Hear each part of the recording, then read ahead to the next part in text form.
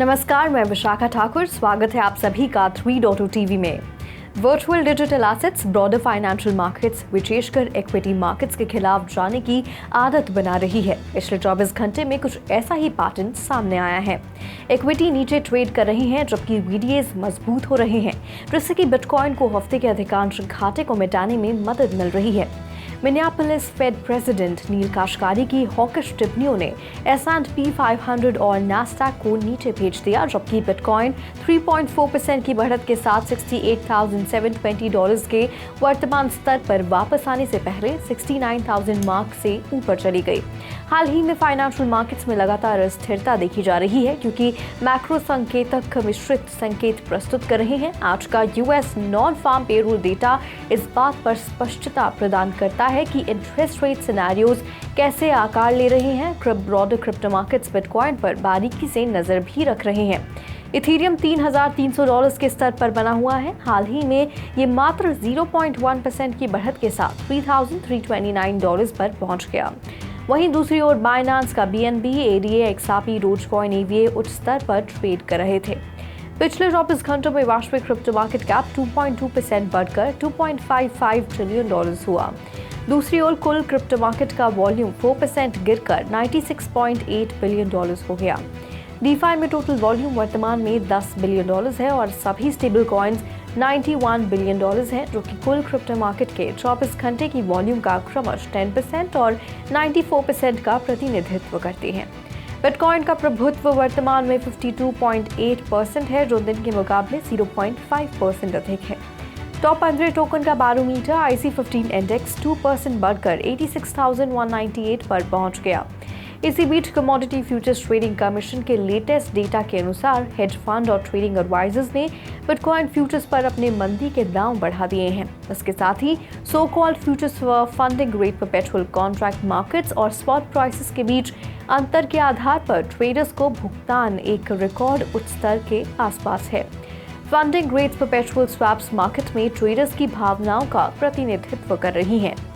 Binance ने अपने NFT marketplace को सुव्यवस्थित करने के प्रयासों के तहत बिटकॉइन ऑर्डिनल्स के लिए समर्थन हटा दिया है, जो कि सातोशी पर इंस्क्राइब्ड एक डिजिटल एसेट है जो बिटकॉइन का सबसे लोएस्ट डिनोमिनेशन है। यूजर्स अब 18 अप्रैल से बाइनेंस NFT मार्केटप्लेस पर बिटकॉइन ऑर्डिनल्स का ट्रेड नहीं कर पाएंगे और एक्सचेंज ने यूजर्स को 18 मई से पहले अपने बिटकॉइन ऑर्डिनल्स वापस लेने की सलाह दी है। बिटकॉइन ऑर्डिनल से जुड़े एयर ड्रॉप्स, बेनिफिट्स या यूटिलिटीज को अब 10 अप्रैल से समर्थित नहीं किया जाएगा। बाइनेंस ने रनस्टोन होल्डर्स को इस तिथि तक अपने NFT वापस लेने की भी सलाह दी, ताकि ये सुनिश्चित हो सके कि उन्हें अभी भी संबंधित टोकन, बेनिफिट्स और यूटिलिटीज प्राप्त हो। रनस्टोन नामक पॉपुलर बिटकॉइन ऑर्डिनल प्रोजेक्ट के क्रिएटर्स ने ओरिजिनल पेरेंट इंस्क्रिप्शन, जिसका मूल्य 8 BTC लगभग $525,000 है, जो कि mythic bitcoin creator Satoshi Nakamoto के वॉलेट में भेजा गया था। फ्रैंकलिन टेम्पल्टन डिजिटल एसेट्स ने हाल ही में एक नए प्रोस्पेक्टस में ऑर्डिनल इंस्क्रिप्शंस का उदय दिखाया, जो कि बिटकॉइन ब्लॉकचेन पर इनोवेशंस में पॉजिटिव मोमेंटम को उजागर करता है। सिंगापुर के मॉनेटरी अथॉरिटी ऑफ सिंगापुर ने GSR मार्केट्स को अपना full major payment institution licence प्रदान किया है, जिससे उसे देश के सेंट्रल बैंक के तहत ओवर द काउंटर और इसके साथ ही स्पॉट और मार्केट मेकिंग सर्विसेज संचालित करने की अनुमति मिलती है। GSR मार्केट्स 2013 में अमेरिका में स्थापित OTC crypto trading, derivatives, market making और वेंचर कैपिटल इन्वेस्टमेंट्स की सुविधा प्रदान करता है। सिंगापुर के रेगुलेटरी एफर्ट्स ने कई क्रिप्टो कंपनियों को देश के भीतर अपनी सर्विसेज देने की मांग की है, जिसमें Crypto.com, कॉइनबेस और रिपल को 2023 में फॉर्मल अप्रूवल मिला और OKX और बिटको को 2024 में इन प्रिंसिपल अप्रूवल मिले। सिंगापुर अपने पेमेंट सर्विसेज एक्ट का विस्तार करके रिटेल स्पेकुलेशन पर भी नकेल कस रहा है, जिसमें कि DPTs, टोकन ट्रांसफर्स, एक्सचेंज और क्रॉस बॉर्डर फंड ट्रांसफर्स के लिए कस्टोडियल सर्विसेज शामिल है। शिबा इनू मैगजीन का article building the future Shibarium पर डीफाई क्रांति के लिए K9 फाइनेंस का स्ट्रैटेजिक विजन शिबेरियम ब्लॉकचेन पर डीफाई लैंडस्केप को बढ़ाने के लिए K9 फाइनेंस की स्ट्रैटेजिक प्लान की रूपरेखा तैयार करता है। रोडमैप में 3 फेजेस हैं, जो कि दूसरी तिमाही के अंत में है। इस की शुरुआत से शुरू होगा और मेननेट पर बोरो के लॉन्च के साथ समाप्त होगा। फाइनल फेज कैनियन के लक्ष्य शिबेरियम पर डिसेंट्रलाइज्ड लिक्विड स्टेकिंग प्रोडक्ट के लिए K9 फाइनेंस के दृष्टिकोण को साकार करना है। K9 फाइनेंस डाओ के फाउंडर बाज प्रोजेक्ट के ट्रैजेक्टरी को कम्युनिटी के दृष्टिकोण के साथ संरेखित करने पर जोर दे रहे हैं और ब्लॉकचेन क्षेत्र में एक फॉर्मिडेबल कंटेंडर के रूप में शिबेरियम की तकनीकी क्षमताओं और इसके साथ ही वाइब्रेंट शिबामी कम्युनिटी सहित इसकी यूनिक स्ट्रेंथ्स पर प्रकाश भी डालते हैं। सितंबर 2022 में द मर्ज इवेंट के बाद शिबेरियम ब्लॉकचेन के प्रूफ ऑफ स्टेक नेटवर्क में परिवर्तित होने के बाद से लिक्विड रीस्टेकिंग टोकन सहित लिक्विड स्टेकिंग प्रोटोकॉल में उल्लेखनीय वृद्धि हुई है।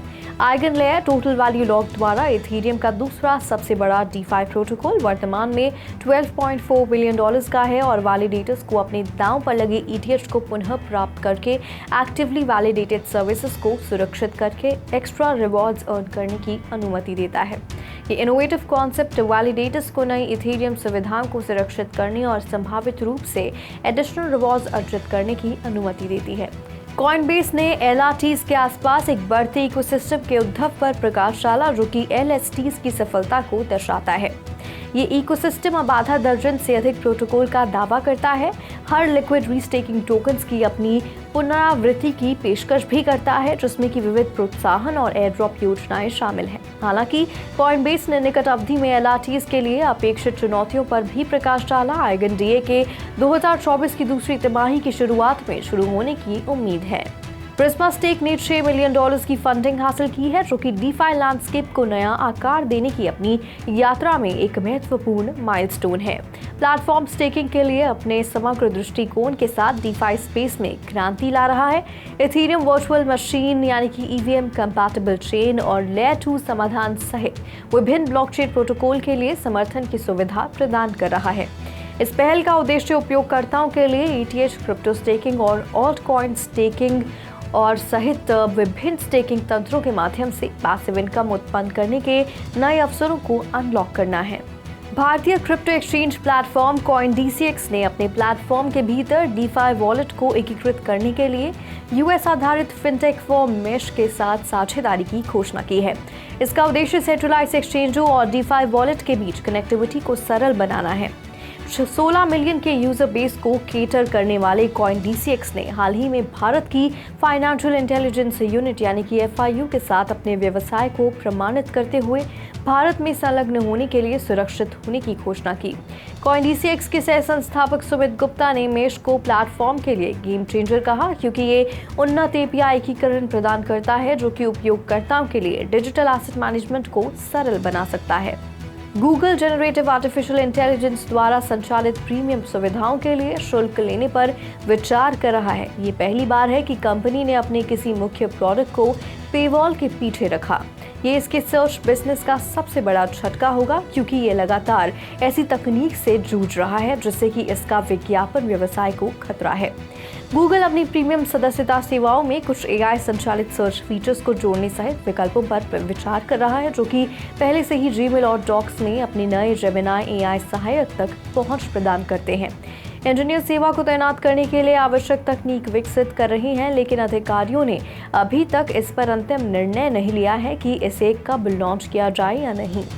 सैमसंग ने अपने मुंबई स्टोर में AI संचालित घरेलू उपकरणों की एक श्रृंखला लॉन्च की है जो इसकी भारत की बिक्री में 70% का योगदान देती है। उपकरणों में वॉशिंग मशीन, रेफ्रिजरेटर, माइक्रोवेव और रेजिडेंशियल एयर कंडीशनर शामिल हैं। इन उपकरणों में सुविधाजनक घरेलू प्रबंधन के लिए वाईफाई, इंटरनल कैमरे और AI चिप्स की सुविधा है। रेफ्रिजरेटर संग्रहित वस्तुओं के आधार पर स्वचालित रूप से भोजन का सुझाव दे सकता है जबकि एयर कंडीशनर उपकरणों को चालू या बंद करने के लिए सूचनाएं भेजता है।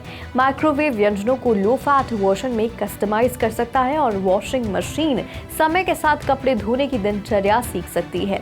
AI वॉश फीचर लोड वजन, कपड़ों के प्रकार, कोमलता, पानी के स्तर, गंदगी के स्तर और डिटर्जेंट के स्तर के आधार पर कस्टम वॉश रेसिपी बनाता है।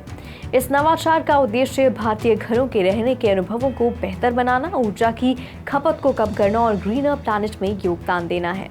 OnePlus ने अपने स्मार्टफोन उपयोगकर्ताओं के लिए एक नया AI इरेजर फीचर पेश किया है जिसे इस महीने से धीरे धीरे विभिन्न डिवाइसेस में पेश किया जाएगा।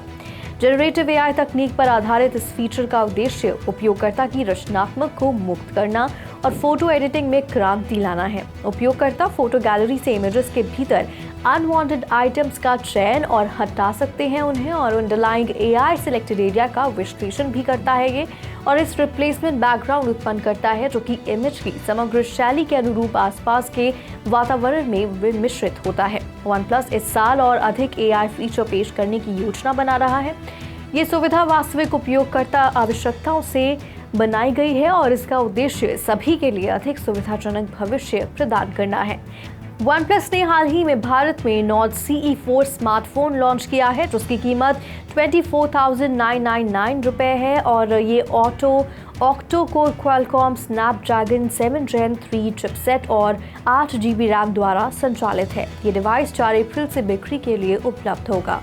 आज के लिए बुलेटिन में फिलहाल इतना ही। ऐसी ही Web3 से जुड़ी अपडेट्स के लिए लॉग ऑन करें हमारी वेबसाइट www.3versetv.io पर या फिर स्कैन करें QR कोड।